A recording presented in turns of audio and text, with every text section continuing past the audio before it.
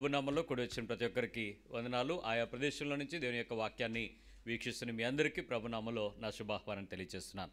దేవుని యొక్క మాట, దేవుని యందు మనకు ఉండేటువంటి విశ్వాస జీవితం గురించి ఆ తమ్ముడు నన్ను అడిగినటువంటి ప్రశ్నలో మరొక భాగం ఏంటంటే, లోకంలో మీరు ఆనందించడం ఎప్పుడో మర్చిపోయారు, లోకంలో సంతోషించడం మీరు ఎప్పుడో మానేశారు, లోకంలో సుఖాల కోసం పరిగెట్టడం తగ్గిపోయింది కదా. ఎట్ ద సేమ్ టైం ఆ సంతోషము, ఆ ఆనందము, ఆ సౌఖ్యము దేవునిలోనే ఆనందిస్తున్నారు కదా అని అడిగాడు. నిజమేనా?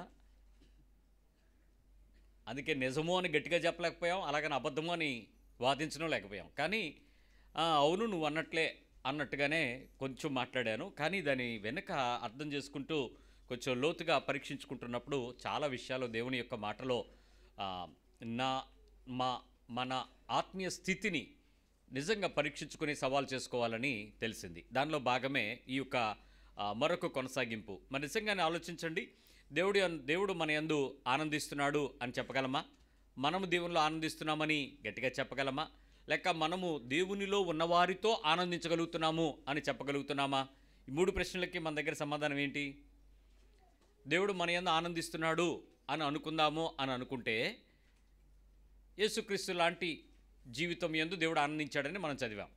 ఆయన ఆగడిలో యేసు పరిశుద్ధాత్మ యందు బాగా ఆనందించినటువంటి అనుభవాన్ని, పరలోకం నుంచి ఈయన నా ప్రియకుమారుడు, ఈయన యందు నేను ఆనందిస్తున్నానని ప్రభు స్టేట్మెంట్ ఇచ్చాడు. అలాంటి స్టేట్మెంటు కొద్ది మంది దగ్గర బైబిల్లో విన్నాం. మన గురించి చెప్పాల్సి వస్తే ఆ మాటకి మనం కొంచెం డౌట్ పడాల్సిందే. అలాగని మనము దేవుని యందు ఆనందిస్తున్నామా అనంటే, చర్చికి వచ్చి హ్యాపీగా ఉన్నాడు ఎవడు? బాప్తిజం తీసుకుని మొదటి సంవత్సరం గెంతులేసినట్టు ఇప్పుడు ఉన్నామా? ప్రభులో సంఘానికి సహవాసానికి వచ్చిన కొత్తలో దేవుని ఆత్మ యొక్క అనుభవం, వాక్యం యొక్క అనుభవం, మాట్లాడుతుంటే ప్రతి మాట దేవుడు నాకే అనేటువంటి తృప్తి ఈరోజు ఉందా? గిల్టీ లేదు. ఎక్కడో కొంచెం వాతవేయబడిన మనస్సాక్షితో కొట్టుమిట్టాడతలా, ఏమో దేవుని దగ్గరికి వస్తే దేవుడు నన్ను మాట్లాడతాడు అనే కంటే దేవుడు నాతో ఏమైనా అంటాడేమో అని భయపడుతూ కూడా రాసి వస్తున్నామే. అంత ఆనందం దేవునిలో ఆనందించడం తగ్గిందే.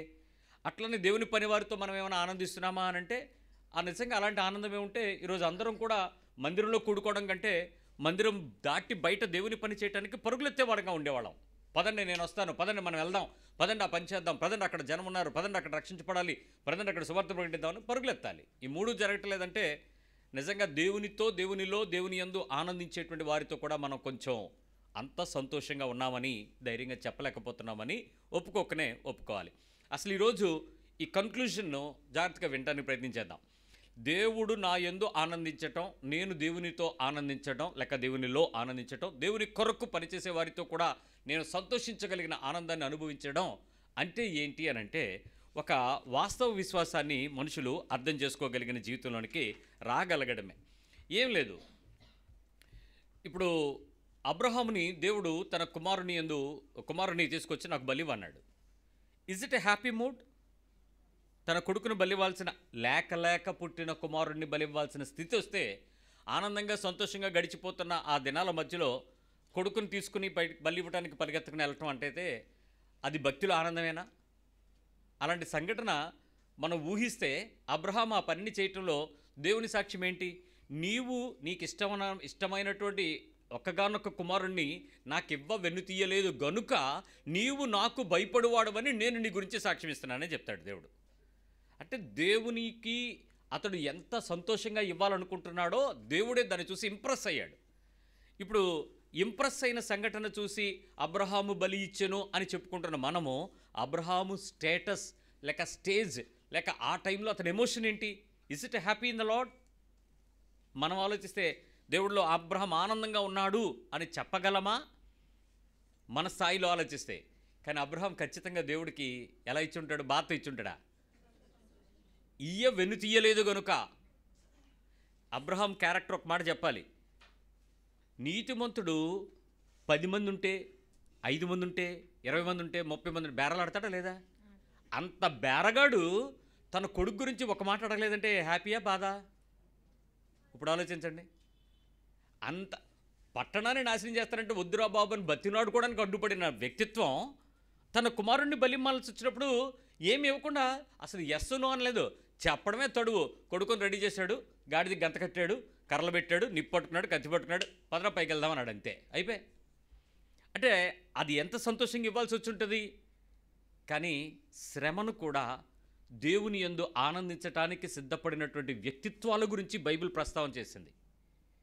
ఆలోచించండి. ఇంకొక మాట చెప్పాలి. దానియేలుని సింహాల బోనులోకి తీసుకుని వెళ్ళటానికి ఆకలితో మలమలలాడేలాగా కొన్ని వారాల పాటు తిండి పెట్టకుండా సింహాలు పెడితే, ఆ సింహాల బోనులోకి పంపిస్తాం దానియేలు రెడీగా ఉండని చెప్తే, దానియేలు అక్కడికి వెళ్ళడానికి వెళ్ళేటప్పుడు రాజుతో మాట్లాడగలిగిన కెపాసిటీ ఉన్నటువంటి దానియేలు ఏమైనా బేరలాడా? అలాంటి టైంలో అతని మెంటల్ లాగ్ని ఎలా ఉండుంటుంది? అమ్మో, ఇప్పుడు నన్ను దేవుడు బలిచ్చేస్తాడేమో, ఏమైనా అయిపోతానేమో, నా విశ్వాసంలో ఏమైనా తప్పు ఉంటే కనుక సింహం తినేస్తుందేమో. అసలు అంతకుముందు అలాంటి చరిత్ర ఎక్కడైనా సింహాలు నోరు మూసుకున్నట్టు చదివాడా దానియేలు? కానీ విన్నాడా? చరిత్రలో మనకేమన్నా ఆధారం ఉందా? అలాంటి ఒక్కసారిగా జరిగితే అలాంటి సందర్భానికి వెళ్ళటానికి all of the moment, first moment అయితే అక్కడ నువ్వే ఉంటే సంతోషంగా దేవుని మాటకు రెడీ అవుతావా? మాట్లాడరే. దేవుళ్ళు ఆనందించడం అంటే మరి మీకు ఏమనిపించిందో నాకు తెలియదు, కానీ కొన్ని సంఘటనలు నేను చూస్తున్నప్పుడు నా నా హృదయం జరిగిన పోరాటం ఏంటో ఒకటి మీతో చెప్తాను. యోబు జీవితంలో 1వ అధ్యాయం 1వ వచనం నుంచి 2వ అధ్యాయం 10వ వచనం వరకు సీరియల్ సెక్షన్ ఉంటాయి. ఇంకా ఎపిసోడ్ 1, 2, 3, 4, 5, 6, 7, 8, 9, 10 ఆకుండా ఒకదాని తర్వాత ఒకటి, ఇదిగో నీకోసం నేను ఒక్కడే మిగిలి ఉన్నాను అంటారు. అంతే. ఏమన్నా గుడ్ న్యూస్లా బ్యాడ్ న్యూస్లా? ఒకదాని తర్వాత ఒకటి సిరీస్ ఒకదాని తర్వాత ఒకటి వచ్చే బ్యాడ్ న్యూస్లో యెహోవా ఇచ్చెను, నువ్వెవడో దేవుడు అన్నాడా? ఆ టైంలో తన యాక్సెప్టెన్స్ ఏంటి? తన భార్య మాట్లాడుతుంటే తిట్టాడా? అమ్మాయి నాకు కూడా తిట్టాలని ఉందే, దేవుడు ఏమంటాను అన్నాడా? ఏంటి తన ఎమోషన్ ఏంటి? తన బాధ ఏంటి? ఆ టైంలో తనకున్నటువంటి సంతోషం ఏంటి? దేవుడు బాధ పెడుతున్నాడు అనే పదం అనకుండా ఆ నలుగుడును, ఆ శ్రమను దేవుడిలో ఆనందిస్తున్నటువంటి వ్యక్తిత్వం కదా. ఒకసారి మన మైండ్స్ని బైబిల్ చదివేసేటప్పుడు యోబు గ్రంథంలో నీ వాగ్దానాలు ఏంటి, దానియేలు గ్రంథంలో నీ మాటలు ఏంటి ఎత్తుక్కోవడం కాదు. అసలు ఆ క్యారెక్టర్ని బైబిల్ ఎందుకు ఎంఫసైజ్ చేసింది, అటు విషయంలో మనకేం నేర్పించాలనుకుంటున్నాడు, మనిషికి దేవునికి మధ్యలో ఉండేటువంటి సంబంధానికి వారధులుగా ఉన్నటువంటి వ్యక్తులు ఎవరు, ఆ వ్యక్తుల జీవితాలతో నా జీవితానికి నూతన నిబంధనలో నాకు ఒక అధ్యాయం రాస్తే, నా పేరున ఒక పుస్తకం ఉంటే, నా పుస్తకంలో ఒక పేజీ ఉంటే, ఆ పుస్తకంలో దేవుడు నా గురించి రాసిన పేజీ ఏమై ఉంటుంది? అది కదా నా బ్రతుకు వెతకాలి. మోషే విషయంలో దేవుడు మాట్లాడినప్పుడు ఎర్ర సముద్రమేమో ఎదురుగా ఉంది, వెనకేమో ఫరో సైన్యం తరుణ్తో ఉంది. అప్పటికి దేవుడు ప్రతిసారి ఫరో దగ్గరికి వెళ్తే మోషేని హీరోని చేశాడా, జీరోని చేశాడా? ఒకసారి, 2 సార్లా? 10 సార్లు జీరో చేసి మొత్తానికి అక్కడి నుంచి తీసుకెళ్ళి ఎదర చిక్కు పెట్టాడు. ఇప్పుడు దేవుడి మీద మోషేకి ఎలా ఉండాలా? దెబ్బేసావయ్యా అనుకున్నాను, ఇలాంటిది ఏదో చేస్తావా, నాకు ఆల్రెడీ 10 సార్లు నీ మీద నాకు ఎక్స్పీరియన్సు, అయినా నమ్మాను చూడు నన్ను నా మొక్కం మీద నేను ఉమ్మేసుకోవాలి అనాలి కదండి మోషే. మనమా పెద్ద ప్రార్థన చర్చికి తీసుకెళ్ళావు, ఏం చేశాడు ప్రార్థన? ఏమైంది ఇప్పుడు? చూడు ఇప్పుడు ఏమయ్యాము, ఎలా మట్టుకుట్టుకుపోయామో, ఏం మిగిలింది మనకి? ఏ దేవుడు నప్పాడు, ఏ దేవుడు చేశాడు? ఇన్ని సంవత్సరాలు ఏ దేవత నడిపించింది? ఏమీ లేదు అక్కడ. కానీ ఇప్పటికి వెళ్ళేటప్పటికి ఈ దేవుడు చేయలేదని మాత్రం పెద్ద రుజువు వచ్చేసింది బాబుకి, తెలిసిపోయింది. మరి ఇదేం ప్రత్యక్షతో? అయితే ఆ ప్రత్యక్షత ఇచ్చిన వాడు కూడా యేసుప్రభువే, అది తెలుసా మీకు? అంతవరకు కన్నులు మూసుకొని ఉన్నాయి కాబట్టి గుడికి వెళ్ళాడు, ఇప్పుడు ఇక్కడ అవ్వలేదని తెలిసింది కూడా యేసుప్రభు వల్లే. అందుకని ఆ ప్రత్యక్షతను బట్టి సంతోషిద్దాం. సరే, అలాంటి మోషే తన ముందు ఎదుర్కొంటున్నటువంటి ఈ పెద్ద చిక్కును చూసి, దేవుడా ఏం చేయాలి ఇప్పుడు అని ఏమైనా ఆలోచించాడా? దేవుని దగ్గరికి తిరిగాడా? ఆ టైంలో అతని మానసిక భావోద్వేగం ఏంటి? దేవుని యందు ఉండడమా, దేవుని విడిచిపెట్టి వెళ్ళిపోవడమా? సైన్యంలో వెళ్ళి సముద్రంలో గెంతేయడమే కదా ఎదురుగా ఉంది. ఆ టైంలో అతను ముందు సిచ్యువేషన్ ఏంటో చెప్తాను. కర్రెత్తు మోసే నా దగ్గరికి ఎందుకు వచ్చావు అన్నాడు దేవుడు. ఎందుకే మొరపెడుతున్నావు? కర్ర ఇచ్చాను కదా, దాన్ని చేయొత్తన్నాడు. ఏమంటే ఆ కర్ర ఎత్తినప్పుడు పాములు మళ్ళీ కర్రలుగా మారడము, పేళ్ళు తగ్గిపోవటము, నీళ్లు మారడము ఇవన్నీ జరుగుతూనే వచ్చినాయి. కానీ ఇప్పుడు సీరియస్ వెనకాతల సైన్యం ఒకటి తరుగుతుంది. ఇప్పుడు అది జరిగే పరిస్థితి కాదు. కానీ దేవుని మీద అతనికి నిజమైన విశ్వాసము, నమ్మకము, ఆనందం లేకపోతే కర్రెత్తుతాడా? నిలబడతాడా? ఒకసారి ఊహించండి. అంటే మనము నమ్ముతున్న విశ్వాసాలు యేసుప్రభు దేవుడని బైబిల్ని ఒప్పుకోవడానికి కారణం ఏంటనంటే, ఒక నిబంధనకు ఏర్పరచబడినటువంటి ప్రజలతో నడిచిన దేవుడు ఎలాంటి వాడో నువ్వు అర్థం చేసుకోవాలి. అది తెలిస్తే నీకు నువ్వు వెంబడిస్తున్న దేవుని యందు నీకు ఉండేటువంటి నమ్మకం, దేవుని కొరకు నువ్వు బ్రతికేటువంటి జీవితంలో ఉండే సంతోషం అధికమవుతాయి. అంతేగాని తాత్కాలికమైన అవసరతల మధ్యలో, తాత్కాలికమైన ప్రయోజనాల మధ్యలో నా దేవుడు నాకేం చేశాడు అనే ప్రశ్న లేనోడు క్రైస్తవుడు అవుతాడు. ఉన్నోడిని ఏమనాలి నిన్ను? లేనోడు ఎవడెక్కడున్నాడు చెప్పండి. ఇప్పుడు చెప్పరే, అందరికీ ఎక్కడో చోట క్వశ్చన్ మార్క్ పడిపోలే. ఏం చేశాడు, ఏం జరిగింది, జరిగితే నాకెందుకు ఇలా జరిగింది, వీడికెందుకు చేశాడు, వాళ్ళకెందుకు చేయలేదు? ఎక్కడో చోట దేవుని మీద ఒక పెద్ద అనుమాన ప్రశ్న ప్రతి ఒక్క వ్యక్తిత్వానికి ఉంది. ఇంకా మాట చెప్పాలి, ఏమండి, గొర్రెలు కాసుకుంటున్నాడు, పాటలు పాడుకుంటున్నాడు, సింహం వచ్చింది, వెళ్ళి దాన్ని దన్నగా నుంచున్నాడు, మూతి మీద 2 గుద్దులు గుద్ది నోట్లోంచి చీల్చి గొర్రె పిల్లను బయటికి తీసి పా అన్నాడు. ఒక ఎలుగుబంటి వచ్చింది, వాటిగా 2 పిడుగులు గుద్దాడు, చచ్చిపోయింది. దాని గొర్రె పిల్లను రక్షించుకుంటున్నాడు. ఆడి దగ్గరికి నువ్వు వెళ్ళి గొర్రెలు కాసుకున్నాడికి నువ్వు రాజు అవుతావు అనండి, ఎలాగుంటుందో? రాజు అవుతాడా? ఇజ్రాయెల్ ప్రజలు గొర్రెలు కాసినోడు రాజు అవుతాడా? ఆ రాజు కుటుంబంలో ఉంటే రాజు అవుతాడు. ఇప్పుడు నన్ను ఎమ్మెల్యే అవ్వాలంటే ప్రజాస్వామిక దేశం ఇది, అది రాచరిక వ్యవస్థ. రాజు కొడుకులు రాజులు అవుతారు తప్ప పిల్లడు ఎవడన్నా మంచోడు సైనికుడు కొడుకు ఎవడన్నా రాజు అవుతాడా? అలాంటి కాలంలో, అలాంటి పరిస్థితుల్లో, జీవితం అంతా కూడా ఇబ్బందులు పాలైపోతున్నటువంటి పరిస్థితుల్లో ఒకవైపు దావీదు జీవితం అంతా కూడా అనేక రకాలైనటువంటి పరిస్థితులు ఎదురుగా ఉంటున్నాయి. అలాంటి సమయంలో ఒకడు ఎదురుగా నిలబడ్డాడండి. 6 మూరల జానుడు, ఆడి చేతిలో ఉన్న ఈట, ఒక్క ఈట 6 మూరల జానుడు అంటే తగులుద్ది, ఇది అంత పట్టుకుని ఉన్నాడు ఈటె. ఆడి దగ్గరికి వెళ్ళడానికి అందరూ మాట్లాడుతుంటే, సున్నతి లేని ఈ ఫిలిస్తీయుడు ఎవడు ఇజ్రాయేలీని అంటాడా అని ఒక 5 రాళ్ళు పెట్టుకున్నాడు. 5 రాళ్ళు పట్టుకుని యుద్ధాన్ని నేను వెళ్ళిపోతున్నాను. ఏంటి దావీదు ధైర్యం? ఏటో దావీదు నమ్మకం ఏంటి? అసలు దావీదుకున్న శక్తి ఎంత? ఆ శరీరం ఎంత ఉంది? అతని హైట్ ఎంత? అవతలోడు కర్ర ఎంత? ఆడి ముందు ఈడు వెయిట్ ఏంటి? ఇప్పుడు ఈడు వేసిన డైలాగ్ ఏంటి? అదేమన్నా రాజమౌళి సెట్టింగ్ సినిమాలా? డైరెక్ట్ లైవ్ కదూ, యుద్ధం కదూ. అలాంటి టైంలో అక్కడికి వెళ్ళేటప్పుడు దావీదు హృదయములో తన తల మీద నూనె పోసినటువంటి సమూయేలు చెప్పిన మాటలు గుర్తున్నాయేమో, ఆ పంపిన దేవుని వాగ్దానం గుర్తుందేమో, అతడి పట్ల తన జీవితంలో దేవుడు ఎలాంటి వాడు అనే ఆనందం ఉందేమో. నేను మళ్ళీ అడుగుతున్నాను ఈ రాత్రి, ఈ క్రైస్తవ కుటుంబాల తల్లిదండ్రులారా, మీ పిల్లలకి మీ కుటుంబాలను చూసి, మీ ప్రేమలు చూసి, మీ భక్తిని చూసి, మీ పిల్లల్లో అలాంటి అచంచలమైన దేవుని మీద విశ్వాసాన్ని మీ పిల్లల్లో పుట్టించగలిగారా?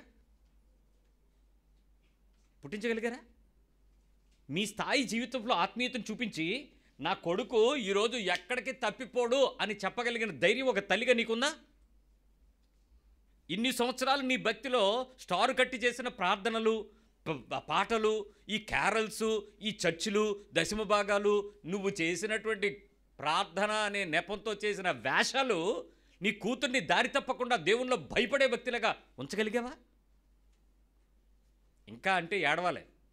ఎందుకు ఉంచలేకపోవడానికి కారణం ఏంటి? భక్తి అనేటువంటి దగ్గర దేవుని శక్తిని ఆశ్రయించకుండా చేసేసాం. అంటే మన భక్తి ఎవడ రక్షణ ఆడిదేనిలాగా పెరిగింది. నువ్వేం సెక్యులర్ కుటుంబం కాదే, క్రైస్టియన్ కుటుంబంలో నుంచి పుట్టిందనివే. అలాంటి క్రైస్తవ విశ్వాసంలో క్రీస్తుని ఎరగక, దేవునిని ఎరగక, దేవుని బలము శక్తిని ఎరగక, ఇలాంటి బలహీనతలతో నువ్వు నడిస్తే ఇంకో తరానికి నువ్వు ఒక మాదిరికరమైన తండ్రిగా, తల్లిగా నీవు ఏమి ప్రతిష్ఠిస్తావయ్యా? ఏమి నిలబడతావు నీ దారి? ఇంకో మాట చెప్పనివ్వండి. ఇప్పుడు యేసుప్రభు అలా నడిచి వచ్చేస్తున్నాడు 4వ జాములో, ఎదురుగా నడిచి వచ్చేస్తున్నాడు. నడిచి రావడానికి అన్న తెప్ప మీద ఉన్నాడా, నీటి మీద ఉన్నాడు, నడిచి వస్తున్నాడు. పేతురుకు డౌట్ వచ్చింది, ఎవర్రా, భూతమా దయ్యమా అని. అందరూ మాట్లాడుకుంటే భూతం అయితే కాళ్ళు వెనకతలు ఉంటాయి, చేతులు వెనకతలు ఉంటాయి. మనలాగే అప్పుడు కూడా అనుకున్నారు వాళ్ళు. చేపలోళ్ళు కదూ, వాళ్ళకి సముద్రాల మీద చాలా శక్తులు కనపడుతూ ఉంటాయి. అందుకు కాదురా, ఉండరా, మనోళ్ళలాగా ఉన్నాడరా, మన గురుగారులాగా ఉన్నాడరా, మన నాయకుడురా, ఎవరా, ఆఖరికి యేసుప్రభువే. వీడు డౌట్ వచ్చింది. ముసలోడు తొందరపడ్డాడు కదా, కిలికిసాడు, నోరు రాని జారేశాడు. ఏమని? నువ్వే కదూ, నువ్వు యేసుప్రభువే కదా, నువ్వు ఏసే అన్నాడు. అప్పుడు నువ్వు గనక నిజంగా యేసుప్రభు అయితే నేను నీ దగ్గరికి నడిచి వచ్చేయడానికి నువ్వు ఆజ్ఞ చూద్దాం అన్నాడు. ఏంటండి, వాటర్ మీద టెస్టా? అందులో ఏ సీను, సిచ్యువేషన్ ఏంటి? తెల్లవారులు చేపల కోసం ప్రయాసపడి నిద్రగబత్తులో ఉండేటి మాట్లాడా, యథార్థమైన మాట. యేసుప్రభు అన్నాడు, పేతురు డౌట్ ఎందుకు రా అన్నాడు. ఇప్పుడు చెప్పండి, మీరు నడుస్తారా? ఆ టైంలో ఆ ఛాలెంజ్ ఏంటి? అడిగేట విషయం కాదు. ఇప్పుడు నేను పీటర్ తాలూకా మనస్సు ఏంటో ఆలోచిస్తున్నాను. రా అంటే లేచి నడిచాడు చూడు, ఆడండి గొప్పడు. నిజంగా ఆడు హీరో. ఆ పేతురు గారు హీరో. లేచి 2 అడుగులు వేసి దిగాడో సచ్చాడో తర్వాత విషయం, కానీ లేచి వేసాడు చూడు. ఇప్పుడు మిమ్మల్ని రమ్మంటే అడుగుతారా? రేపు అయిపోయింది నీ లైఫ్, ఈ ఒక్కసారి రాత్రి ప్రార్థన చేద్దాం, నీకు ఎలాగుంటుంది? నువ్వు చెయ్యి, నేను ఆమెను అంటాను. ఇదే కదా పరిస్థితి. రోజు లోపల సంశయమే తప్ప, అపనమ్మకమే తప్ప నమ్మకం విశ్వాసం ఎక్కడేడ్చింది? అలాంటి బలహీనమైన పరిస్థితుల్లో అప్పులైపోయాడు. యజమాని ఎంత భక్తుడో నాకు తెలియదు, కానీ అప్పులైపోయాడు. ఎంత అప్పులంటే ఆఖరికి ఆడి ఇల్లంతా వేలం వేసేస్తే సామాన్లంది పట్టుకుపోయి కొడుకులను కూడా దాసులుగా తీసుకుపోవటానికి రెడీ అయిపోతున్నప్పుడు ఆ అమ్మకి పాస్టర్ గుర్తొచ్చాడు.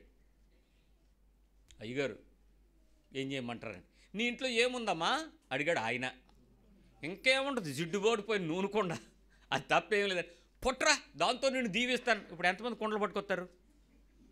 అసలు ఆ పరిస్థితిలో ఇల్లంతా పోయింది. రోడ్డు మీద ఉంది కుటుంబం ఎటు బతకడానికి అవకాశం లేదు. ఎటువైపు నుంచి అమ్మ ఒడి లేదు, నాన్న ఒడి లేదు. అలాంటి పరిస్థితుల్లో నిలబడిపోయిన దిక్కులేని పరిస్థితుల్లో నూనెకొండ పట్టుకొచ్చి వంపుతుంటే పోసిందల్లా నిండిపోతుందటండి. ఇప్పుడు ఆ విధవరాల పరిస్థితి ఏంటి చెప్పండి? నమ్మకం అపనమ్మకం కుండ తెచ్చినప్పుడు. ఏమన్నా దార కారతంటే నీకు ధైర్యం వస్తుంది, అది వేరే విషయం. దార కారకుండా కుండ తెమ్మన్నప్పుడు సంగతే. ఎన్నిసార్లు ఇంట్లో కుండ తిరగలేదు? అలాంటి అచంచలమైనటువంటి అపనమ్మకపు పరిస్థితుల్లో ఉండేటువంటి నాయకుల ఎదుట ఈరోజు నీకు సింహాల బోను లేదు, అలాంటి కరువు లేదు, అలాంటి ఖడ్గము లేదు, అలాంటి ఎర్ర సముద్రము నీకు లేదు. కానీ నీకున్నటువంటి ఒక చిన్న ఆర్థికమైన సమాధాన పరిస్థితి, ఆర్థికమైన సమస్య, అప్పు, లేక ఒక ఫైనాన్షియల్ ప్రాబ్లము, ఒక హెల్త్ ఇష్యూ, ఆరోగ్య సంబంధమైన ఒక పరిస్థితి, ఉద్యోగ సంబంధమైన భద్రత, కుటుంబ సంబంధమైన సమాధానం లేని పరిస్థితి, ఏదైనా పరిస్థితుల మధ్యలో నీ పొరుగువారితో సఖ్యత సంబంధాలు సెట్ అవ్వని పరిస్థితి, భార్యాభర్తలు, విడాకులు, కోర్టులు, గొడవలు, పోలీసులు, పంచాయతీ, ఇలాంటి పరిస్థితి. ఒకవేళ ఏదైనా నీ కెరియర్ విషయంలో ఏదైనా అభివృద్ధి సంబంధమైన పరిస్థితులు నీ ముందు వస్తే, దేవుని యొక్క ప్రణాళికలు శాశ్వతమని, దేవుని యొక్క నిర్ణయ సమయాలు ఖచ్చితమని నీ హృదయంలో నమ్మకం రాగలదా? ఈ సిచ్యువేషన్స్ దానియేలు కనపడ్డు, ఇప్పుడు నీకు మోషే కనపడ్డు, పీటర్ కనపడ్డు, ఆ నూనె కుండ పట్టుకున్న విధవరాలు కనపడదు. కానీ ఇప్పుడు నీ జీవితంలో ఈ సమస్యలు ఉంటాయి. ఆత్మీయ జీవితంలో ఇంతకన్నా పెద్ద సమస్యలు మీకు ఏమైనా ఉన్నాయా చెప్పండి? This is a more issues. నీకేదైనా స్పిరిచువల్ ఇష్యూ వచ్చిందంటే దానికి కావాల్సిన సమాధానం కూడా దేవుడు ఇస్తాడు. వాక్యంలో ఉంటుంది. వాక్యం తెలిసినోడు ఎవడు ఆత్మీయమైన సమస్యకి ఎప్పుడు పరుగులు పెట్టి దేవుడిని విడిచిపెట్టినోడు నేను చూడలా. వెనకబడినోడిని చూశాను కానీ విడిచిపెట్టినోడిని చూడలా. కానీ ఈ సమస్యల్లో దేవుడిని విడిచిపెట్టినోళ్ళు లక్షల మంది ఉన్నారు వెనక్కిపోయినోళ్ళు. ఇవే సమస్యలు. ఈ సమస్యల్లో దేవుని సంగతులలో దేవుని ప్రణాళికలు ఉంటాయని, దేవునికి ఒక నిర్ణయ సమయం ఉందని, ఆ నిర్ణయ కాలంలో దేవుని నెరవేర్పు జరుగుద్దని ఎంతమంది దేవుని మీద విశ్వాసం ఉంచుతారండి ఇలాంటి సిచ్యువేషన్లో? మీరు చెప్పగలరా? మీ హృదయంలో కూడా నా పట్ల కూడా దేవుని ప్రణాళిక ఉంటుంది, జరుగుద్ది, నమ్ముదాము, విశ్వాసం ఉంచుదాం, అపనమ్మకం లేకుండా సహాయం చేయను ఆయన, వెనక్కి తిరిగిపోకుండా ఉంచు ప్రభువా, ఇలాంటి పరిస్థితి మన అంతరంగంలో మన హృదయాలలో ఉంటాయి అంటారా? నేను ఇంకా కొంతమంది గురించి మీతో చెప్తాను. ఏమండి, ఆదాము అవ్వాల పరిస్థితి ఏంటండి? దేవుడు అంటే తెలుసా తెలీదా? కళ్ళు తెరిచి చూసింది ఎవరిని? మాట్లాడింది ఎవరితో? పాటలు పాడుకున్నది ఎవరితో? సల్లపోడు కబుర్లు చెప్పింది ఎవరితో? పండు కాయ తిన్నది తినిపించుకున్నది ఎవరితో? దేవునితో సందం. గెటౌట్ అన్నప్పుడు పరిస్థితి ఏంటి? నువ్వేం దేవుడు అన్నారా? తిరగబడ్డారా? కేకలేసారా? అలిగారా? మేము ఎల్లం ఏం చేస్తావు చేసుకోవాలని చెట్టు పట్టుకుని కూర్చున్నారా? దాడి చెట్టు లేదా ఎక్కి కూర్చున్నాడు ఆదాము. ఏం చేశారు? ఎక్కడైనా దేవుని మీద వాళ్ళకి వ్యతిరేక భావం ఎక్కడైనా కలిగిందా? ఒక రిసెక్షను, ఒక అపోజిషను, ఒక స్పిరిచువల్ లైఫ్లో ఒక సిచ్యువేషన్లో నీకు వెంబడిస్తే ఆ టైంలో నీకు దేవుని మీద అసహ్యత ఎందుకు వచ్చింది? నమ్మకం ఉండా లేక? దేవుడి మీద కోపం ఎందుకు వచ్చింది? నువ్వు అడగచ్చు ఇప్పుడు, ఎవడు కోపడ్డాడరా, నువ్వు ఇష్టం వచ్చినట్టు మాట్లాడుతున్నావు అని నన్ను అనండి, నేను చెప్తాను. ఆ రాత్రి ప్రార్థన చేయకుండా పడుకున్నావంటే ఏమనాలి నిన్ను? మాట్లాడరే? ఆ రోజు రాత్రి నీ కుటుంబ ప్రార్థన జరగకపోవడానికి కారణం నువ్వే. మీరు చేసుకోండి అని నువ్వు వెళ్ళి మంచం మీద టీవీ పట్టుకుని ఫోన్ పట్టుకుని చూస్తూ ఉన్నావు. ఏం జరిగింది? అది నమ్మనట్టా?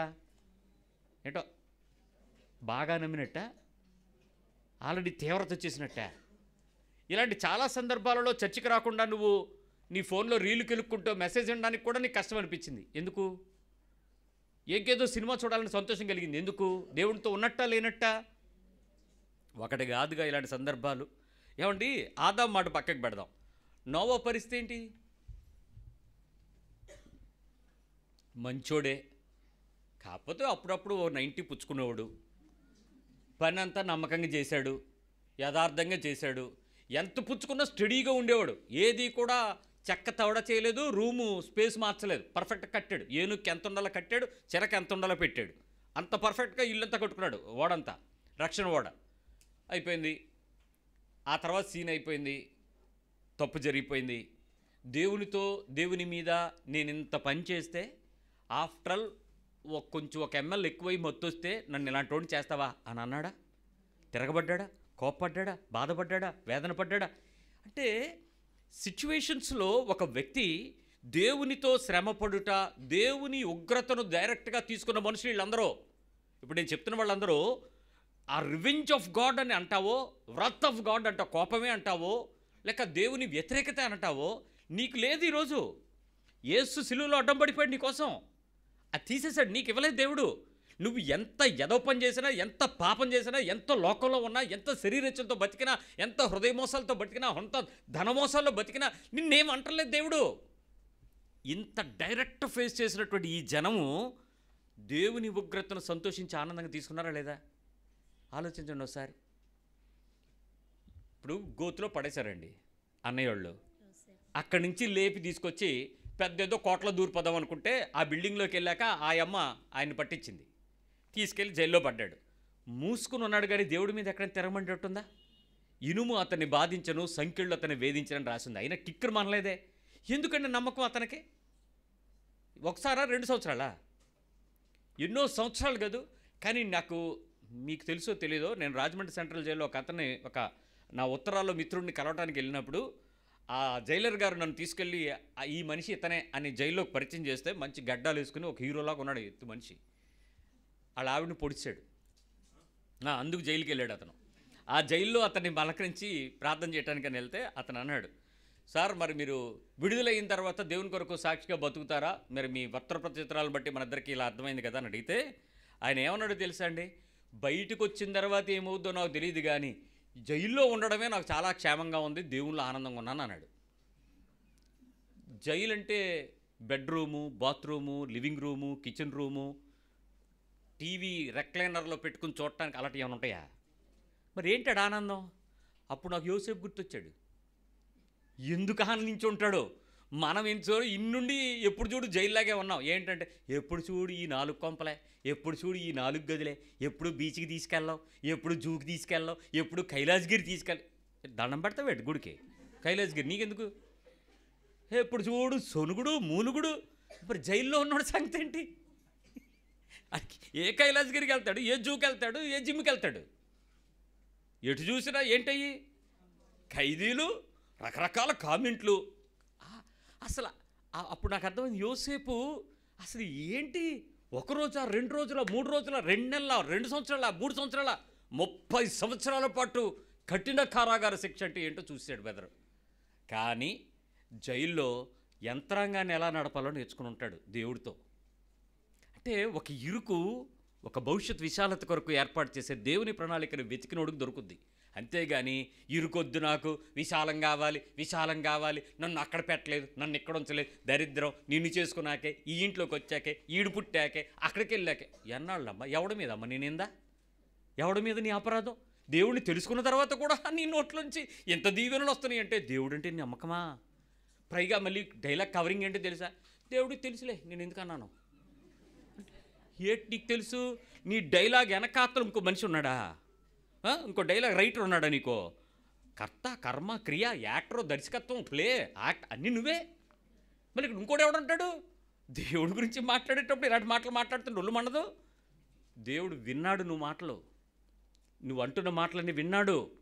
నువ్వు ఎక్కడో కూర్చున్నావు, నేను ఎక్కడో ఉన్నాను. ఈ పుస్తకం రాసింది ఒక 2 నెలల క్రితం ఈ మాటలు. ఈరోజు నీతో మాట్లాడుతున్నప్పుడు నువ్వు 2 రోజుల క్రితం మాట్లాడిన మాటలు ఇక్కడ ఉన్నాయంటే ఏం చేసి ఉంటాడు? నాకేం తెలుసు? నీ ఇంటికి వచ్చానా, నీ ఇంట్లో మనుషులు నాతో మాట్లాడారా? దేవుని మాటను నువ్వు ఎలా వాడుకున్నావో చూసుకో. ఈరోజు నీ హృదయంలో దేవునితో నీకుండే సంబంధం ఎలాంటిదన్నాలో ఇప్పుడు చెప్పు. ఏమండి, ఇలాంటి పరిస్థితుల్లో ఒక హ్యాపీగా రీళ్లు చేసుకుంటూ డ్యాన్సులు వేసుకుంటూ వీడియోలు తీసుకుంటూ ఉన్న పిల్లని తీసుకెళ్ళి రాజు దగ్గర పడేశారు. రమ్మని హాయిగా ఉన్న యవ్వనస్తురాలు, ఏ పాపం తెలీదు, ఎంత బ్యూటీగా ఉందో. దీన్ని తీసుకెళ్ళి నీటిలో ముంచుతున్నారు. గులాబీ రంగుల నీటిలో ఒకరోజు, సెంటు నీటిలో ఒకరోజు, మొత్తం స్నానాలే, ప్రతిరోజు స్నానమే, స్పాయే. రాజు దగ్గరికి తీసుకెళ్తే ఇప్పుడు అక్కడ చెప్పారండి, ఏమని తెలుసా, నిన్న వెళ్ళిన ఆవిడ చంపేశారట, అదిగో తలకాయ అక్కడ ఏలగట్టారు చూడండి. మొన్న వెళ్ళింది దాని తలకాయ ఇదిగో, మొన్న ఇక్కడది, ఎటు చూసినా తలకాయలే, రోజు స్నానమే. ఎందుకండి స్నానం అంటే, రాజు దగ్గరికి వెళ్ళినప్పుడు కంపు రాకుండా మంచి సువాసనతో వెళ్ళాలి, అందంగా తయారు చేస్తారు. తేరా ఇప్పుడు చిన్న ఒక పక్క షంటింగ్, వెళ్ళకపోతే చూసుకో అని. ఇటు దేవుడిని నమ్మాలా, తలకాయలను చూడాలా? అప్పుడు నువ్వు ఉంటే వెళ్తావాక? రాజుకోసం దేవుడికో అదే రాజు సంగ దేవుడా వెళ్తావా? ఏంటి నీ మెంటల్ టెన్షను? నేను చెప్పేవాళ్ళు ఎవరో తెలుసా? దేవుని యొక్క శిక్ష ఎదురుగా కనపడుతుంది, ప్రపంచం యొక్క తీవ్రమైన వ్యతిరేకత ఎదురుగా కనపడుతుంది. ఆ టైంలో నాకు దేవుడు కావాలి, శిక్ష నాకు తక్కువని ఎదురు చూసినోళ్ళు వీళ్ళందరూ అలాంటోళ్ళు. బైబిల్ వీళ్ళ గురించి చాలా ఎక్కువ ప్రస్తావన చెప్పి పుస్తకాల 66 పుస్తకాలలో వాటిని దగ్గరగా తీసుకొచ్చి దేవుని మాటగా చెప్పబడింది బైబిల్. ఎందుకు వీళ్ళు దేవునితో అంటే, మిగిలిన ప్రపంచంలో మనుషులు ఎవరు దేవుడు దొరకలేదా? వాళ్ళందరి గురించి ఎందుకు రాయలేదు? రాశారు. దేవుని గురించి, దేవునికి వ్యతిరేకంగా బ్రతికిన మనుషుల గురించి శిక్షార్థము, మన కొరకు సూచనార్థంగా అవి ఛాయగా ఉండడానికి రాసి పెట్టారు. కానీ అలాంటి పరిస్థితుల్లో దేవుని గురించినటువంటి అర్థవంతమైనటువంటి శక్తి కలిగి ఉండడం ఎంతమందికి సాధ్యం? ఇలాంటి సిచ్యువేషన్స్లో దేవునికి నా గురించి ఓ ప్రణాళిక ఉంది, దేవునికి నా గురించినటువంటి ఒక నిశ్చయమైన ఆలోచన ఉంది, దేవుని యొక్క సమయము నా కొరకు నిశ్చయంగా సిద్ధపరిచి ఉంది అని నమ్మేవాళ్ళు ఎంతమంది? మాట్లాడరే. ఇప్పుడు మీరు అందరి ప్రశ్న ఏంటో తెలుసా? ఇంకెప్పుడు, ఇంకేం కావాలి, ఎంత అయిపోయింది కదా, ఇంకెప్పుడు వస్తుంది, ఇంకెప్పుడు వస్తుంది, ఇంకెప్పుడు, నాకెందుకు, ఎలాగా, ఇది కాదు ప్రశ్న. అలాంటి వ్యతిరేకమైన సందర్భాల మధ్యలో నా దేవుని మీద నాకు నమ్మకం పెరుగుద్దా? ఈ పక్కన అడగండి, పెంచుకుంటావా అని. అంత వ్యతిరేకతలు ఉండేటప్పుడు నువ్వు స్థిరమైన కాలం కొరకు నిలబడగలవా? మాట్లాడరా. అసలు ఏది నీకు పాజిటివ్గా ఉండదు, నా ప్రభు ఉన్నాడు చెప్తావా? ఇది లోకంలో ఆనందించలేనోడు దేవుళ్ళు ఆనందించడం అంటే ఇది. నేను ఒక ఆలోచన చెప్తాను. ఇర్మియా గ్రంథం 29వ అధ్యాయం 11వ వచనం చూడండి. 29:11 ఇర్మియా. ఇది ఆల్రెడీ పుస్తకం నలిగిపోయి ఉండాలి మీ బైబిల్లో. మిమ్మును గూర్చి ఉద్దేశించిన సంగతులను నేను ఎరుగుదును, రాబో కాలమందు మీకు నిరీక్షణ కలుగునట్లుగా అవి సమాధానకరమైన ఉద్దేశములే గాని హానికరమైనవి కాదు. దేవుని మాట ఇది. ఎంతమందికి తెలుసు ఈ మాట? ఇది యెహోవా వాక్కు. ఏంటి యెహోవా వాక్కు? 29:11 హానికరమైన ఉద్దేశాలు అయితే ఏమి లేవు, అన్నీ ఏంటి? సమాధానకరమైన. మీ పక్క వాళ్ళు చెప్పండి, అన్నీ దేవుడికి తెలుసు, అన్నీ సమాధానకరమైనవే, బాధ పెట్టేవేం లేవు, ఏమన్నా ఉంటాయి, అది కూడా దేవునికి సమాధానకరమైందే. ఇది దేవుని ప్లాను. అసలు ఎంతమందికి తెలుసు దేవుడి స్వభావం ఎలాంటిదని? ఇది దేవుని స్వభావం. నీ గురించి ప్లాన్ ఉంటుంది. ఇప్పుడు కొంచెం కష్టం అనిపించవచ్చు, బట్ దాని వెనక మాత్రం ఏముంటుంది? ఖచ్చితమైన మేలు ఉంటుంది. ఏమండి, నాలాగా కష్టము శ్రమ అనుభవించి తర్వాత ఇలాంటి మాటలు చెప్పడం ఓ సాక్షిగా ఉండే వ్యక్తికి సంతోషమే. కానీ నలుగిపోతున్నప్పుడు చెప్పబడిన ఇర్మియా ప్రవచనం ఇది. ఎదురు తిరిగి దెబ్బలు తింటున్నప్పుడు ఇలా వెళ్ళి మాట్లాడితే దేవుడి గురించి ప్రపంచం మాట్లాడుతున్నటువంటి మాటగా విని ఆ క్షణం తర్వాత చితగొట్టే జైల్లో పడేస్తున్న పరిస్థితుల్లో మాట్లాడుతున్న ప్రవచనం ఇది. యాక్సెప్ట్ చేయగలవా? అంటే నా బాధ ఏంటంటే, నువ్వు దేవుని స్వభావాన్ని ఎరిగితే ఇంకెప్పుడు నీ ప్రవర్తనలో నువ్వు సొనగవో, ఎప్పుడు నువ్వు ఆ తప్పు చెయ్యవు.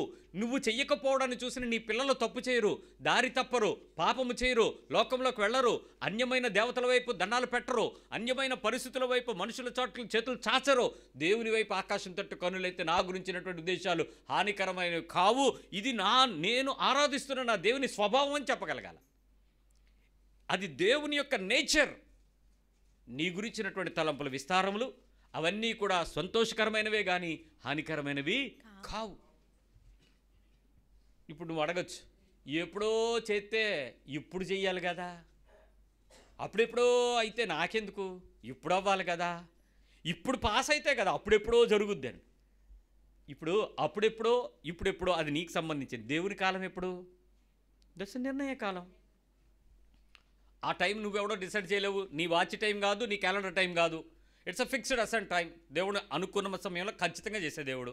అది దేవుని సమయం. ఏమండి 139 కీర్తనలో మొదటి 4 వచనాలు చదవండి. 139, 1-4. యెహోవా, నీవు నన్ను పరిశోధించి తెలుసుకొని ఉన్నావు. దేవా, నువ్వు నన్ను పరిశోధించి తెలుసుకుని ఉన్నావు. నేను కూర్చుండుట నేను లేచుట నీకు తెలియను. అంటే నేను కూర్చోవడం నేను లేవడం కూడా దేవుడికి తెలుసు. నాకు తలంపు పుట్టక మునిపే నీవు నా మనస్సును గ్రహించుచున్నావు. నా నడకను నా పడక నీవు పరిశీలన చేసి ఉన్నావు.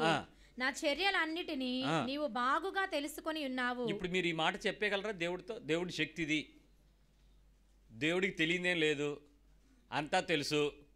ఏమండి, సొనిగే వ్యక్తి, తిట్టే వ్యక్తి, బాధపడే వ్యక్తి, దుఃఖపడే వ్యక్తి, ఏడుస్తున్న వ్యక్తి, కార్యాలు జరగక నిరుత్సాహపడుతున్న వ్యక్తి, అసలు దేవుడిలో నిలబడదామా వదిలేద్దామా అన్న డైలమాలో ఇటు అటు ఊగుతున్న వ్యక్తి, నీ పడక చూస్తున్న దేవుడు, నీ నడక చూస్తున్న దేవుడు, నీ ఆలోచన చూస్తున్న దేవుడు నీ అబద్ధాన్ని గురించి నిజమేంటో చెప్పలేడా?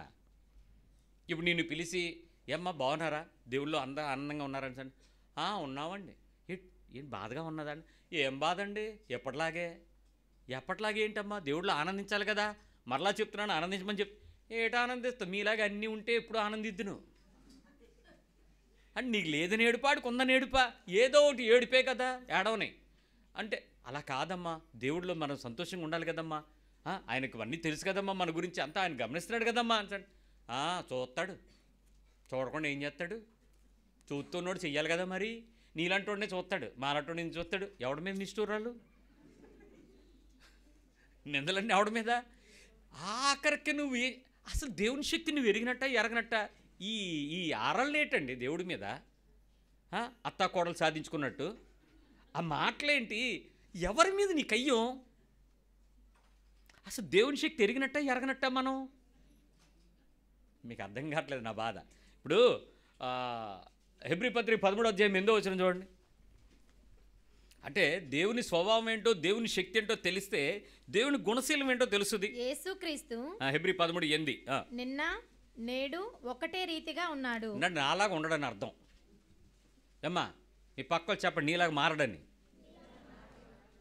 జీతం వచ్చిన రోజు ఒకలాగా, జిలేబీ కొన్న రోజు ఒకలాగా, అదేదో లేనప్పుడు ఒకలాగా, ఫీజు కట్టాల్సి వస్తే ఒకలాగా, అద్దె చెల్లించాల్సిన రోజు ఒకలాగా. ఏటో నీ మొఖమో ఎలిగిపోవడాలేటో ఏడుచుకోవడాలేటో. అప్పుడే పెద్ద సినిమా చూపించేస్తే ఇంట్లోని ఆ నిమిషంలో మారిపోద్ది మొత్తం. ఎప్పుడు తుఫానో తెలీదు, ఎప్పుడు 5వ నెంబర్ ప్రమాద హెచ్చరికో తెలియదు. వర్షం పడిపోయాక అర్థమవుతుంది తుఫాన్ హెచ్చరిక వచ్చిందని, అప్పుడు మన సిగ్నల్ తెగిపోయిందని. నిన్న నేడు ఒకటే రీతిగా ఉన్నాడు. అసలు దేవుని యొక్క క్యారెక్టర్ ఎప్పుడూ ఒకలా ఉంటాడండి. అసలు ఎప్పుడు యుగములకు పూర్వము, యుగములకు తరువాత, యుగములకు ఆయనే దేవుడు. అసలు ఆ వచనం చదివిన తర్వాత అసలు నా దేవుడికి నాకు హృదయం ఎంత పొంగుతుందంటే, అసలు నా దేవుడు ఇలాంటి దేవుడిని నేను తెలుసుకున్నందుకు నేను ఎంత గర్వపడాలి. ఆ ఆనందం ఏది నీలో? ఆ దేవుళ్ళు ఆ సంతోషం ఏది? ఆ తృప్తి ఏది నీకు? అంటే ఈ నేచర్ ఆఫ్ ద గాడ్. ఇప్పుడు రోమపత్రిక 5వ అధ్యాయం 8వ వచనం చెప్తుంది, రోమన్స్ 5:8. అయితే దేవుడు మన ఎడల తన ప్రేమను వెల్లడిపరుచున్నాడు.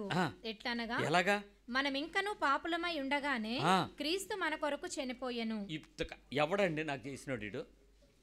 ఈ రోజుకి నేను ఇంకా పాపినని తెలిసి ఓ గొర్రెనో ఓ కోడినో చంపకపోతే, నా పాపం పోకపోతే రాత్రి దిగిపోతుంది నా శక్తి అని మా ఇంట్లోని. ఏటి అని అంటే, నాకు పసుపు వెయ్యి, నాకు కుంకం వెయ్యి, నాకు కోడి అంటుంది. ఈ దేవుడు నా కోసం చచ్చిపోయాడు. నాకు కోడి కుక్క అంటలేదు ఈయన. ఇంకనూ పాపులమై ఉండగానే అసలు నా పట్ల దేవుని యొక్క ప్రేమ స్వభావాన్ని తెలుసుకున్న తర్వాత నేను చెల్లించాల్సినటువంటి పెనాల్టీలన్నీ ప్రభు చెల్లించేశాడు. నేను చేయాల్సిన త్యాగమంతా ఆయన చేసేసాడు. నేను ఇవ్వాల్సిన సమర్పణంతా నా ప్రభుకి రక్తము ధారపోసేసాడు. ఏంటి ఇంకా నేను బాధపడాలి? ఎందుకు నేను ఏడవాలి, ఎందుకు నేను నలగాలి? అసలు దేవునితో ఆ ప్రేమ స్వభావాన్ని నేను అర్థం చేసుకున్న తరువాత అసలు నేను ఏంటి? ఇప్పుడు మీకు డౌట్ రావచ్చు, ఏదో యేసుప్రభుని విపరీతంగా లవ్ చేసేస్తున్నాడు ఈ కుర్రాడు, వీడు ఇష్టం వచ్చినట్టు యేసుప్రభు గురించి చెప్పేసుకుంటాడు. అసలు యేసుప్రభు గురించి మీకేం తెలుసు? ఆయన ట్రాక్ రికార్డ్ చెప్పనా? ద్వితీయోపదేశకాండం తీయండి, 7వ అధ్యాయం 9వ వచనం చూడండి. ఆయన ట్రాక్ రికార్డ్ చూద్దాం. Deuteronomy chapter 7 verse 9. కాబట్టి నీ దేవుడైన యెహోవా తానే దేవుడనియు తనను ప్రేమించి తన ఆజ్ఞలను అనుసరించి నడుచుకుని వారికి తన నిబంధనను స్థిరపరచువాడును, 1000 తరముల వరకు కృప చూపువాడును. ఎన్ని తరాలు? 1000 తరములకు. అన్నా అమ్మా, నువ్వు వెనక్కి లెక్కేసుకో, నువ్వు ఎన్నో తరము లెక్కేసుకో, ఎన్ని తరాలు? బైబిల్ లెక్కలో యేసు ప్రభు ఆదాము ప్రారంభం నుంచి ఇదిగో ఇన్ని తరాలు ఇన్ని తరాలు ఇన్ని తరాలని అక్కడ లెక్కలేసి ఆ తర్వాత నువ్వు లెక్కేసినా ఇంకా 1000 అవ్వలే. మనం ఎన్ని తరాలైనా 1000 తరముల వరకు కృప చూపువాడును. అసలు అదండి నా దేవుడు ట్రాక్ రికార్డ్. ఒక్కసారి ఆయన దగ్గరికి వచ్చి ఆజ్ఞలు పట్టుకుంటే, ఆయన మాటలు నమ్మితే, ఆయన ఎందుకు విశ్వాసం ఉంచితే అసలు ఆయన వదిలిపెట్టే దేవుడు కాదు, అసలు నమ్మదగిన దేవుడు. నా దేవుని గురించి నా లక్ష్యము ఆ స్థాయిలో దేవుని మీద ఎప్పుడైనా పెంచుకున్నానా? ఇలాంటి దేవుడితో నేనున్నానని నీ హృదయం ఎప్పుడైనా పొంగిపోయిందా? ఆనందించిందా? సంతోషించిందా? ఉల్లసించిందా? ఏమండి, ఇప్పుడు ఆయన ట్రాక్ రికార్డు తెలిసిన తర్వాత ఆయన యొక్క బలము కాపుదల నాకు తెలియాలి కదా. ఫిలిప్పీ పత్రిక 4వ అధ్యాయం 7వ వచనం చెప్తుంది, అప్పుడు సమస్త జ్ఞానమునకు మించిన దేవుని సమాధానము యేసుక్రీస్తు వలన మీ హృదయానికి మీ తలంపులకును, అంటే నీ మైండ్కి కావలియుండును. అసలు దేవుని యొక్క గొప్ప ఆయన బలము కాపుదల ఆయన నా తలంపులకు నా హృదయానికి ఉంటాడా ఉందా? నేను చెప్పే విషయాలు ఏంటో తెలుసా? ఏ వ్యక్తులైతే ఆదాము నుంచి యేసుక్రీస్తు వరకు మరియ వరకు పడిన సమస్యలు ఉన్నాయో వాళ్ళు చూసినట్లు, వాళ్ళు ఫేస్ చేసినట్లు దేవుని యొక్క ఉగ్రత మన మీదకి రాలా. డైరెక్ట్ అటాక్ మనకు లేదు. అంత ఇండైరెక్ట్గా ఉంటున్న మనమే దేవుని మీద ఆ ప్రణాళిక నాతో ఉందని, ఆయన నిర్ణయకాలం నా కొరకు సిద్ధపరచబడిందని మనం ఒప్పుకోలేక, దేవునిలో మనం ఆనందించలేక, దేవునిలో ఉండలేక, అందరూ దేవుడని వదలలేక పట్టుకుంటున్నాం మనం. ఇప్పుడు సడన్గా ఎవరైనా వచ్చి నువ్వు ఈ దేవుడికి మొక్కరా అంటే, ఇన్ని సంవత్సరాలు యేసుప్రభుని నమ్ముకున్నాక ఇప్పుడు మొక్కితే బాగోదులేండి అంటే లోపలేంటి? ఇప్పుడు మొక్కితే బాగోదు అంటే అర్థం ఏంటి? మొక్కాలని ఉందా? అవకాశం వస్తే మొక్కేస్తావేంటి? తాళ్ళు కట్టేస్తావేంటి? బొట్లు పెట్టేస్తావేంటి? అంటే ఎందుకులేండి, ఏదో దారిని పెట్టుకున్నాం వెళ్ళిపోదాం ఇలాగా. అలా వెళ్ళిపోవడం క్రైస్తవ్యం కాదు, అది చెప్పేది నా బాధ. ఏదో చల్తా హై నామ్ గాడి, క్రిస్టియన్ గాడి అంటే కుదరదో. నేను ఎక్కినటువంటి ఆ రథము నిత్యత్వములోనికి, పరలోకంలోనికి తీసుకుని వెళ్ళడానికి యేసుతో నడిపించబడే రథం అని చెప్పగలగాల. ఇక నేను వెనక్కి తిరిగేది లేదు, నాగలమే చేయేసాను వెనక్కి తిరగను. నేను వెంబడిస్తున్నటువంటి విశ్వాసము ఈ లోకపు వెంబడిస్తున్న విశ్వాసానికి సాటి కాదు అని చెప్పగలిగే తెగింపు రావాలి. అది దేవుని గురించినటువంటి విషయం. నీ హృదయం ఉల్లసించిన రోజు, నువ్వు నమ్ముతున్న రోజు, నీ చొంగు పట్టుకొని పరిగెత్తుకుంటూ వస్తాడు మీ ఆయన మీ ఆవిడ. ఎందుకంటే ఆ గొప్పతనంలో నీ ఆనందాన్ని చూసి, నీ మైమరుపును చూసి, నీ ప్రేమను చూసి, నువ్వు నమ్ముతున్న విశ్వాసాన్ని చూసి అసలు నెక్స్ట్ జనరేషను అసలు మా డాడీ ఆరాధించే దేవునితో నాకు కూడా కనెక్షన్ కావాలని పరుగులెత్తాల. అది ఆ స్థాయిలో దేవుని ఎరగడం ఉందా? ఎదుగుతున్నామా? అలా చూడగలుగుతున్నామా? మన బంధువుల మీద అలాంటి ప్రభావవంతమైనటువంటి క్రైస్తవ జీవితాన్ని మనం ఇవ్వగలుగుతున్నామా? మన దేవునిలో మన సంతోషాన్ని చూస్తే వాళ్ళు కూడా ఎలా ఉంటారో చెప్తాను. ప్రతి ఒక్కళ్ళు 25వ తారీఖు ఈ పండగ ఉంది కదా, ఈ చలికాల పండుగ. ఏం పండుగ?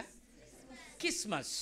ఈ క్రిస్మస్ పండుగకి క్రైస్తవులను అడిగేది, నీతో ప్రార్థనకి ఎప్పుడైనా, పార్టీ ఎప్పుడైనా?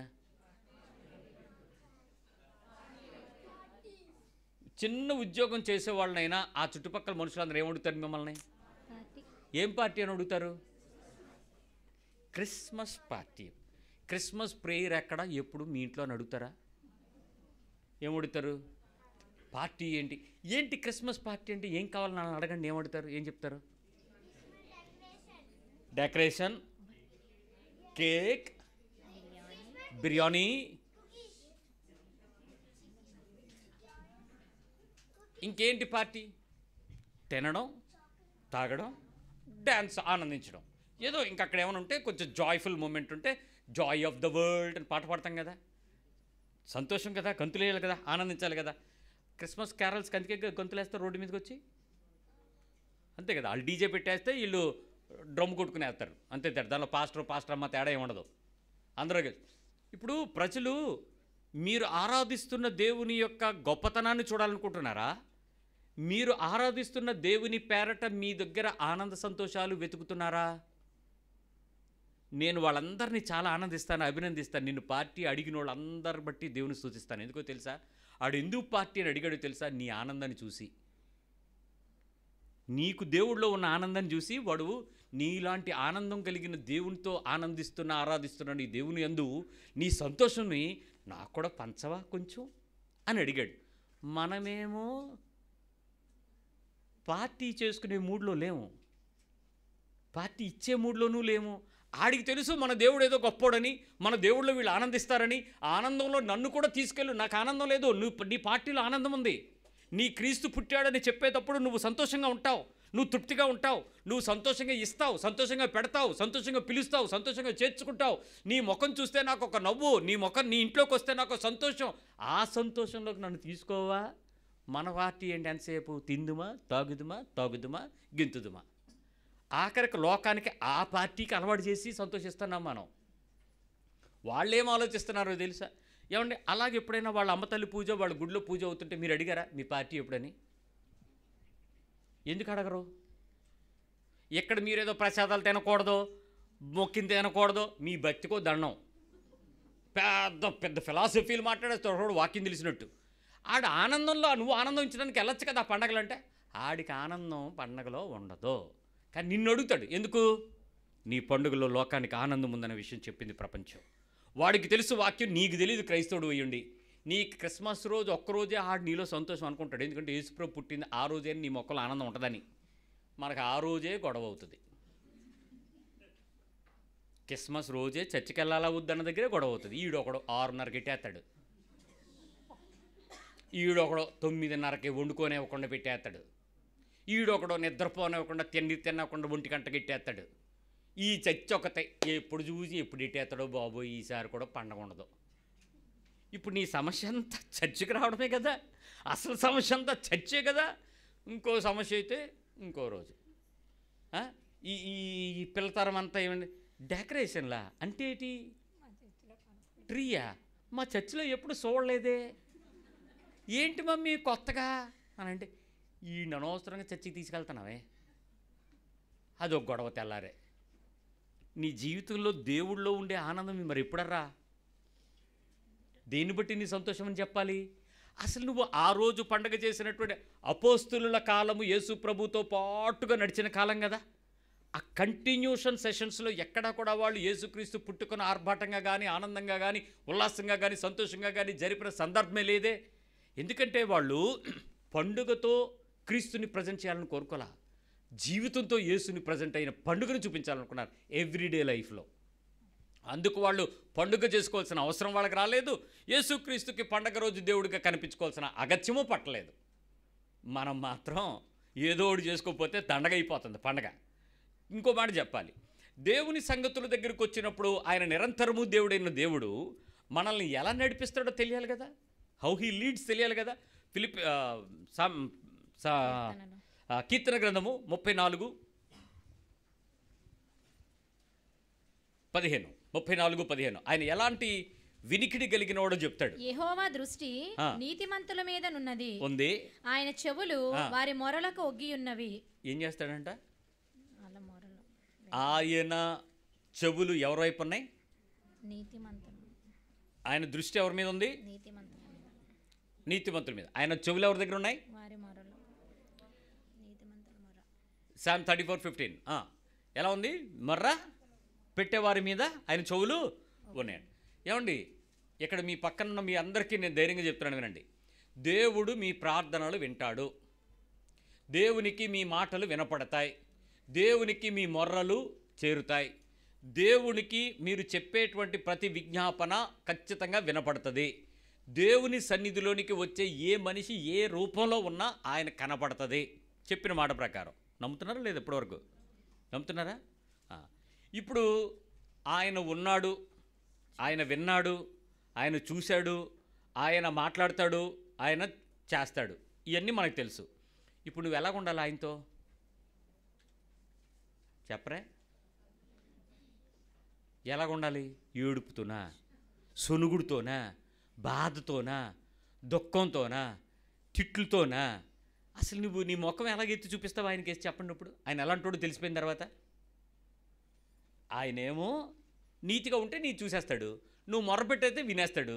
సమీపంగా ఉండి వినలేని రాయి రప్ప చెట్టు పుట్ట చొప్పులు కాదు, పర్ఫెక్ట్ దేవుడు. ఆయన మాటలు వింటాడు, చూస్తాడు. అంత పర్ఫెక్ట్గా ఆయన నా మొర్ర వింటాడు అని అంటే, ఇప్పుడు నువ్వు నోటితోనైనా మొర పెడతావు, మూలుగుతూనైనా మొర పెడతావు, మాటలు లేకుండానైనా మొర పెడతావు. మూడు మనకు ఆప్షన్సే కదా. ప్రార్థన చేయడానికి పదాలు ఉండాలా? ఒక పాపకు ప్రార్థన చేయి అన్నాను అంటే, యేసు ప్రభు ఇక్కడ ఉన్నాడు కదా, మళ్ళీ నేను ఎందుకు అడగాల అంది. నువ్వు వెళ్ళ రావే అన్న, ముద్దు పెట్టి నువ్వు వెళ్ళిపో, నీతో దేవుడు వచ్చేస్తాడు, వెళ్ళిపో అన్నాను. అంటే అనుకుని వెళ్ళిపోయింది. అది వెళ్ళేటప్పుడు ఎలాగైంది తెలుసా? ఏసే వచ్చే అనుకుని వెళ్ళిపోయింది. నాకు టెన్షన్ పట్టింది, నేను తీసుకెళ్ళిపోతుంది అది. నేను నమ్మే దేవుడికి అది పట్టుకెళ్ళిపోతుంది పిల్ల. దీని విశ్వాసం, అందుకే చిన్నపిల్లలు లాంటి వాళ్ళు అవ్వాలన్నాడు దేవుడు. ఇప్పుడు నన్ను ప్రార్థన చేయమన్నారు అనుకో,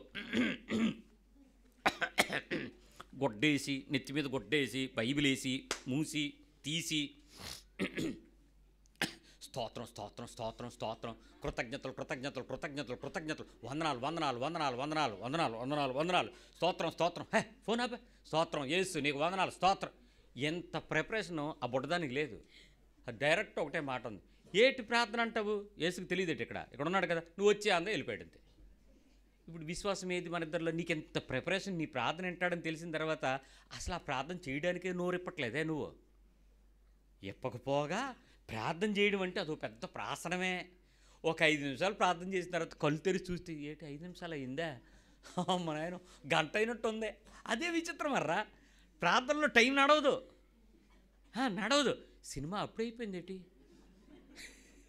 టైం గడిచిపోద్ది సినిమా హాల్లో, టైం ప్రార్థనలో నడవదు. దేవునితో మాట్లాడటానికేమో ఆయన వింటాడని తెలిసిన తర్వాత మాట్లాడడానికి నొప్పే.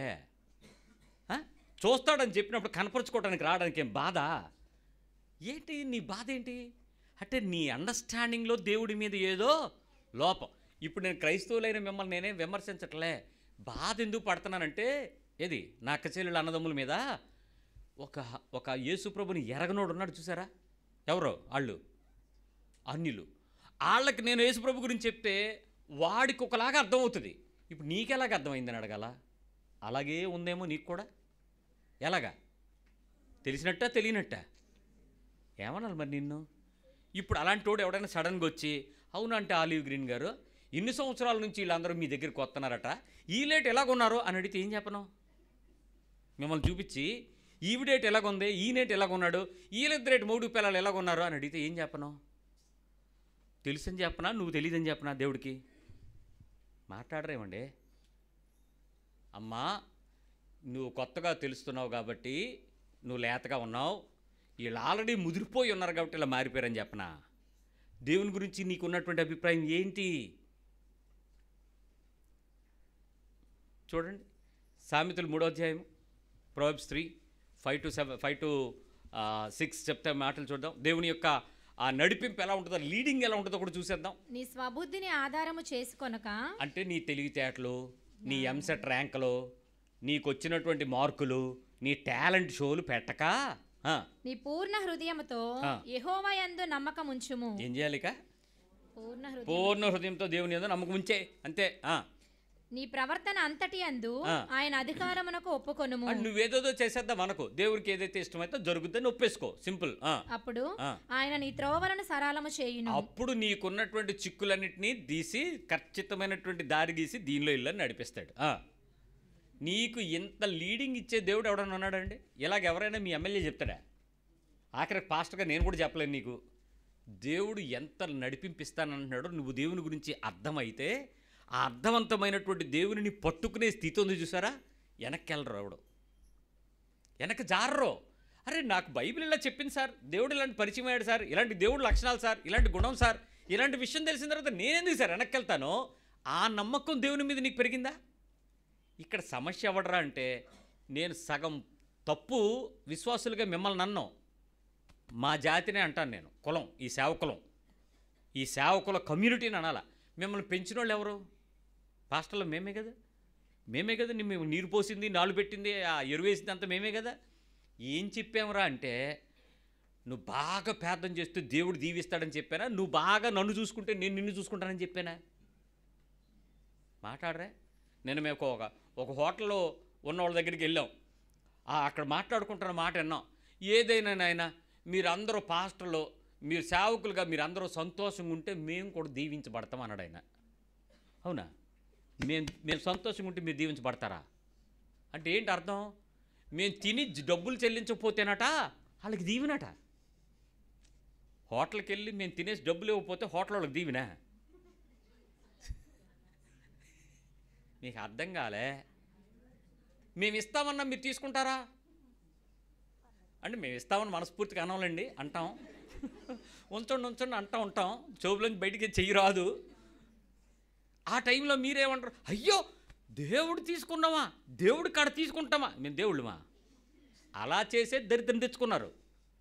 అందుకే మా కులాన్నే తప్పడుతున్నాను నేను, మీ కులాన్ని కాదు.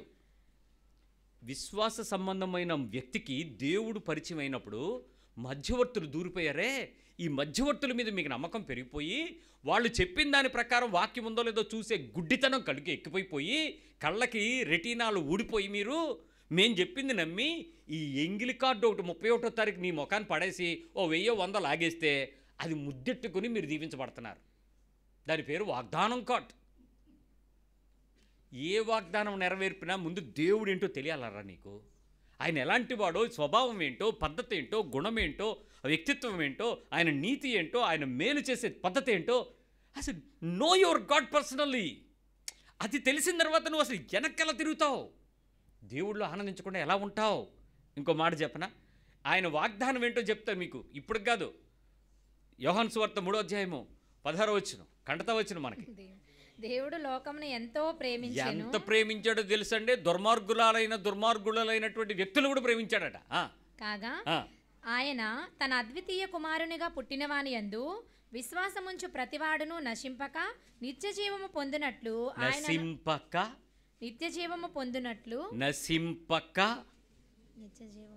ఎక్కడ తీసుకెళ్తాడు? నిత్య జీవము పొందినట్లు ఆయనను అనుగ్రహించెను.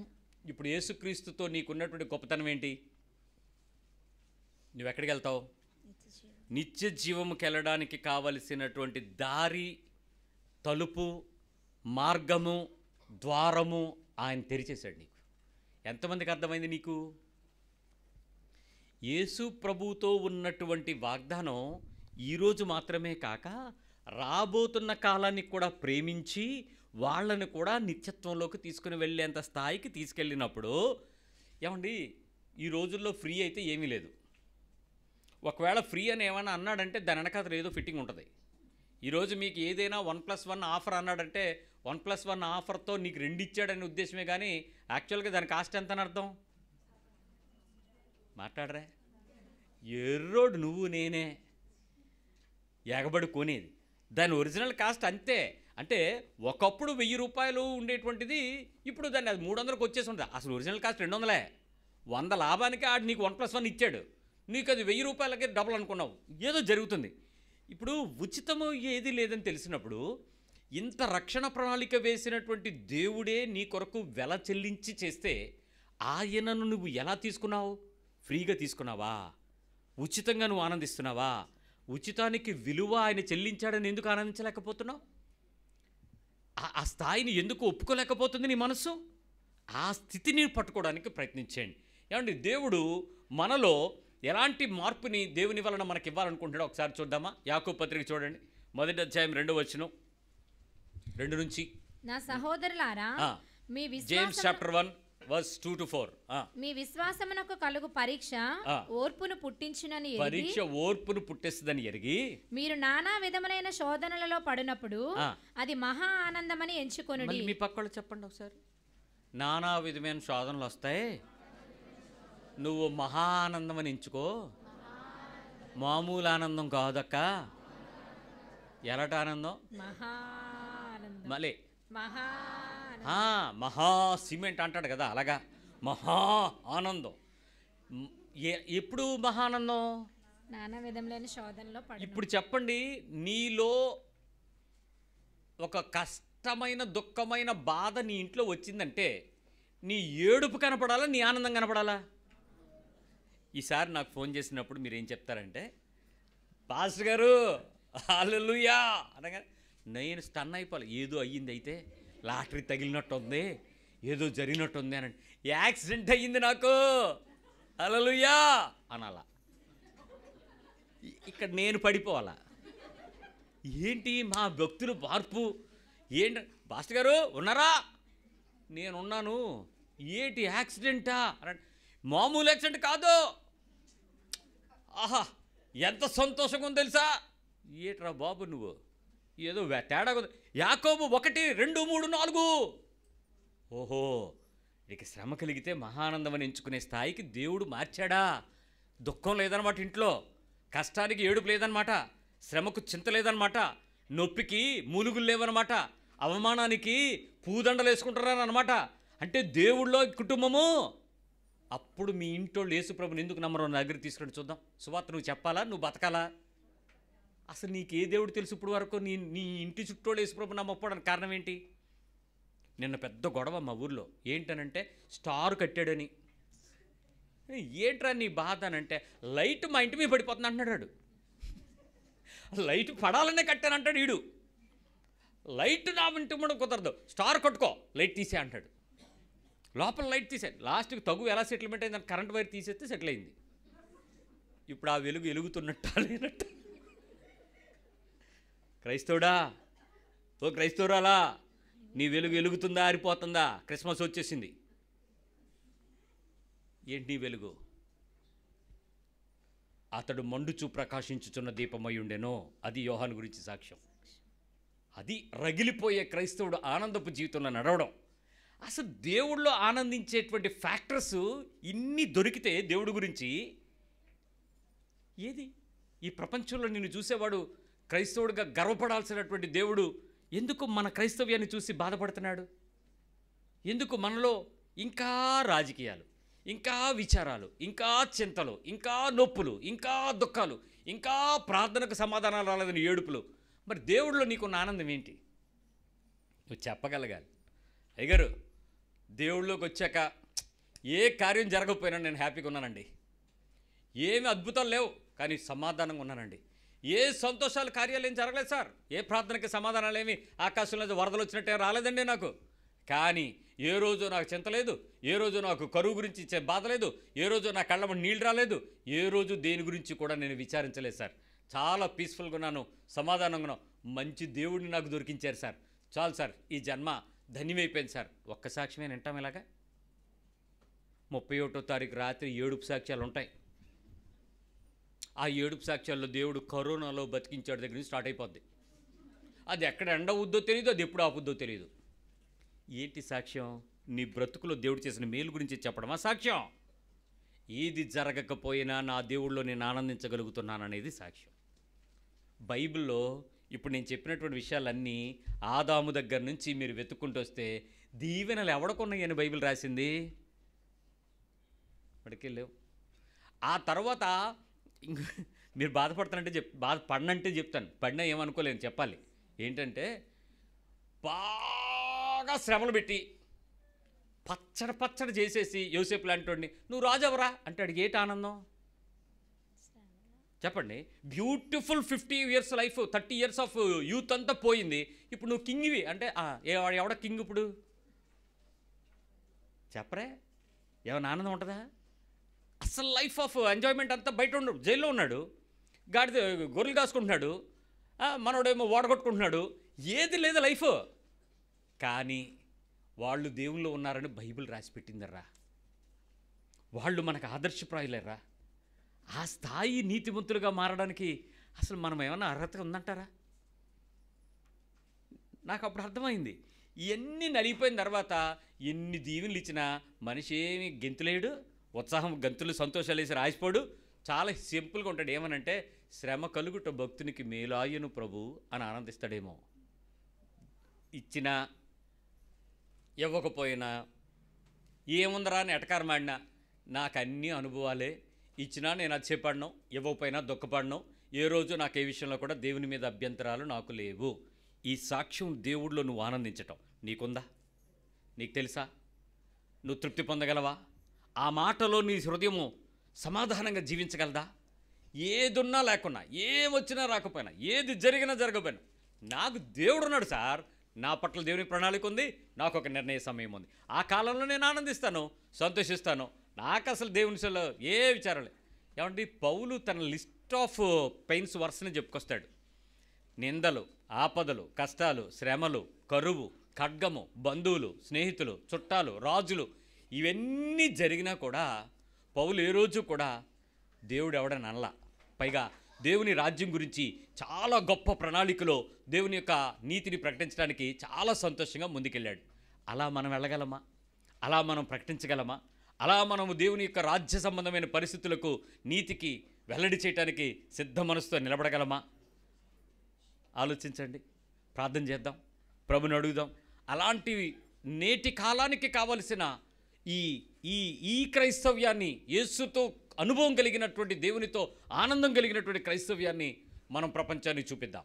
ప్రభువుకి సాక్షులమని మనం మాట్లాడడానికి సిద్ధపడదాం. ఎవడు నీ మీద చెయ్యి ఎత్తకుండా, ఏ బంధువు నిన్ను చూసి అవమానపరచకుండా, నీ శ్రమలో నువ్వు అతిశయాన్ని చూసి, వీళ్ళు దేవుళ్ళు ఇంత ఉండడం వల్ల, దేవుని కొరకు ఇలా ఉండడం వల్లే వీళ్ళ దేవుడు గొప్పవాడయ్యాడని చెప్పగలిగే స్థాయికి, మన దేవునిలో ఆనందించే అనుభవానికి మనం నిలబడదామా?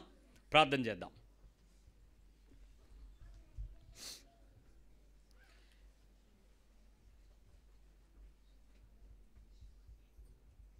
ప్రతి ఒక్కరూ మన హృదయపూర్వకంగా దేవుని యొక్క ఆలోచన అంతటితో, దేవుని యొక్క మాట అంతటితో నిజమైన నమ్మకాన్ని కలిగి ఉండే స్థాయికి ఎదగడానికి సిద్ధపడదాం.